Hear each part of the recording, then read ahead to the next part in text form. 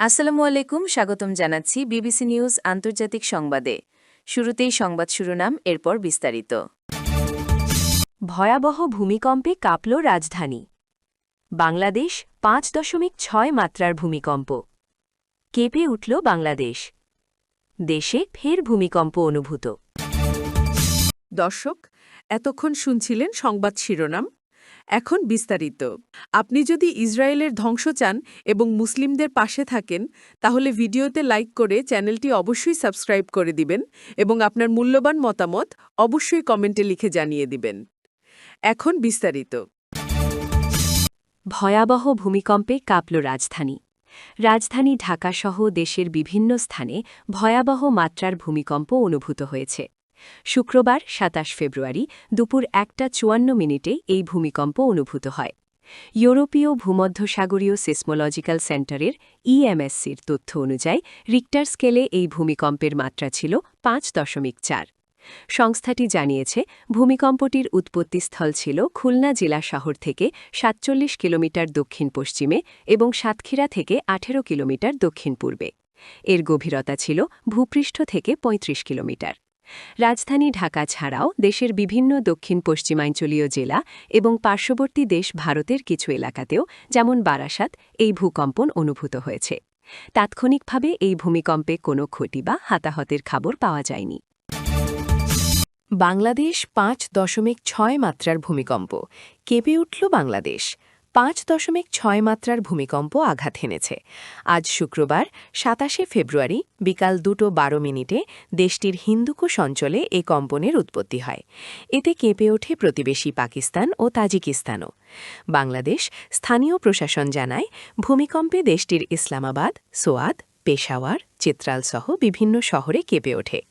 বাংলাদেশ আবহাওয়া অধিদপ্তর জানায়, ভূমিকম্পটির কেন্দ্রস্থল ছিল পাকিস্তান হিন্দুকুশ অঞ্চলের 36.99 ডিগ্রি উত্তর অক্ষাংশ এবং 71.41 ডিগ্রি পূর্ব দ্রাঘিমাংশে। দেশে চলতি মাসে 9 বার ভূকম্পন অনুভূত। কারণ কি? চলতি বছরের ফেব্রুয়ারি মাস জুড়ে বাংলাদেশের ভূগর্ভস্থ প্লেটগুলোতে এক অস্বাভাবিক অস্থিরতা লক্ষ্য করা যাচ্ছে। এই মাসের মাত্র 26 দিনের ব্যবধানে দেশের বিভিন্ন প্রান্তে অন্তত 9 বার মৃদু ও মাঝারি ধরনের ভূমিকম্প অনুভূত হয়েছে। সর্বশেষ আজ 26 ফেব্রুয়ারি দুপুরেও দেশের বিভিন্ন এলাকায় ভূমিকম্প অনুভূত হয়। ইউরোপীয় ভূমধ্যসাগরীয় ভূমিকম্প কেন্দ্র ইএমএসসি তাদের অফিসিয়াল ওয়েবসাইটে জানিয়েছে, রিক্টার স্কেলে এই ভূমিকম্পের মাত্রা ছিল 3.7। এর উৎপত্তিস্থল ছিল ভারতের সিকিম রাজ্যে, যা বাংলাদেশের সীমান্তবর্তী অঞ্চলের খুব কাছেই অবস্থিত। এর আগে বুধবার 25 ফেব্রুয়ারি রাতেও এক দফা মাঝারি মাত্রার ভূমিকম্প অনুভূত হয়েছিল, যার মাত্রা ছিল 5.1। এর উৎপত্তিস্থল ছিল মিয়ানমারের সাংগাই অঞ্চলের মনিওয়া শহর থেকে প্রায় 112 কিলোমিটার উত্তর-উত্তর পশ্চিমে এবং মাওলাইক শহর থেকে প্রায় 75 কিলোমিটার দক্ষিণ-পূর্বে। যদিও এখন পর্যন্ত এসব ভূকম্পনে বড় ধরনের কোনো ক্ষতির খবর পাওয়া যায়নি, তবে বারবার এই কম্পন জনমনে চরম আতঙ্ক সৃষ্টি করেছে। ফেব্রুয়ারির শুরু থেকেই দেশের মানচিত্রে ভূমিকম্পের এক ধারাবাহিক চিত্র ফুটে উঠেছে। গত 1 ফেব্রুয়ারি রিক্টার স্কেলে 3 মাত্রার কম্পনের মাধ্যমে এই মাসটি শুরু হয়, যার উৎপত্তিস্থল ছিল সিলেটের দক্ষিণ-পূর্ব এলাকায়। এরপর 3 ফেব্রুয়ারি রাতে পরপর দুবার কেঁপে ওঠে দেশ, যার কেন্দ্র ছিল মিয়ানমারে। একই দিন ভোরে সাতক্ষীরার কলালোয়া উপজেলায় 4.1 মাত্রার ভূমিকম্প অনুভূত হয়। এরপর 9 ও 10 ফেব্রুয়ারি পুনরায় সিলেট অঞ্চলে 3.3 ও 4 মাত্রার দুটি কম্পন আঘাত হানে। 19 ফেব্রুয়ারি সুনামগঞ্জের ছাতক থেকে 4.1 মাত্রার আরেকটি ভূমিকম্পের উৎপত্তি হয়। এভাবে ধারাবাহিকভাবে আজ পর্যন্ত 9টি ভূমিকম্পের সাক্ষী হল দেশবাসী।